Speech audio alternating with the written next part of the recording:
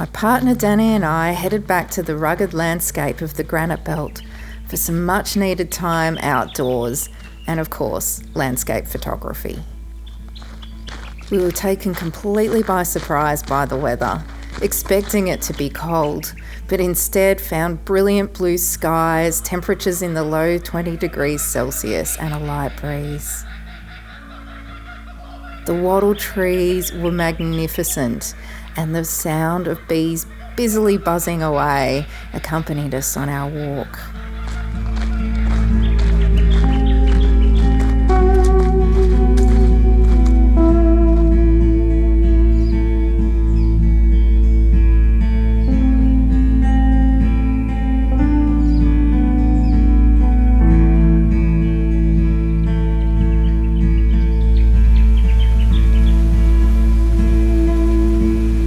We didn't have much time before needing to head back to Stanthorpe, so I was only able to fit in a couple of compositions. Change of lens.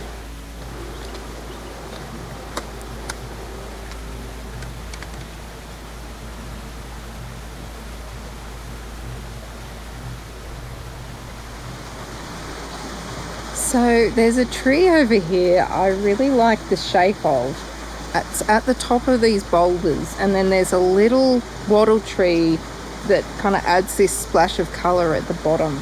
Now the gum tree's got these quite nice shapely limbs, but the trouble I'm having is because of where the angle of the sun is, I'm having a lot of trouble actually being able to see the screen or the viewfinder or anything particularly well. So what I'm doing is I'm giving myself a little bit more space around the image. Normally I don't crop in post if I can help it. I try to compose the crop I want in the camera, but this time, because some of the tree limb is getting quite close to the trees in the background and I'm just having a bit of trouble seeing, I'm just zoomed out a little bit to give myself a bit of room to play around in post.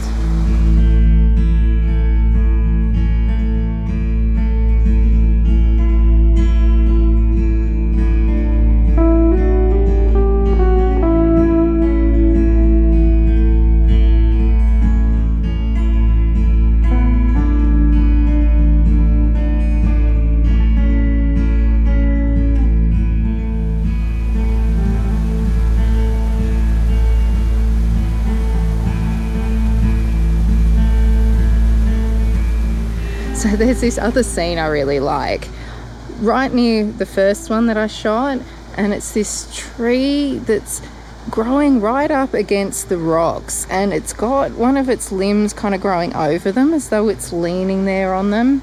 I really, really like it. So I've taken both a landscape and a portrait orientation. I've got my longer lens on for these because they're a little bit of a ways away. I tell you, 24 to 105 lens I think is calling me, because this scene right here, the 70mm on my 70 to 300 is kind of getting a bit squeezy, but then I've only got a 60 on the other end. So yeah, I think we might see a 24 to 105 in my future, not too distant future. Anyway, love this. I've been shooting in a high resolution mode as well because there's not a lot of breeze. There's a tiny bit, but hopefully that shouldn't cause any blurring in the images with the high res. We've also here, kind of leading up to the tree, there's a little sapling that's growing in the crack in the rock, and that crack does kind of lead you up to it as well. So yeah, I'm hoping this one will work out. We unfortunately don't have a lot of time here. I'm going to have to get a crack and move on because I think we've probably only got another maybe 15 minutes, and yeah.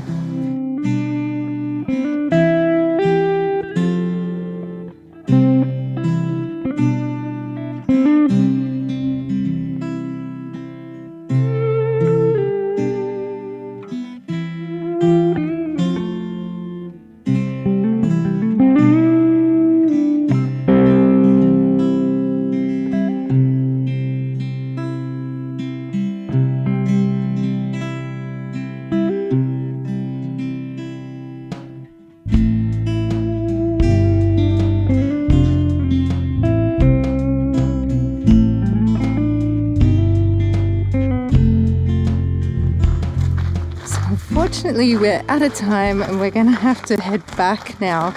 Just a quick one, we weren't expecting it, but it was nice to get out here. And this area is so much more growth than there was like 10 months ago when we were here before. Oh, just magnificent.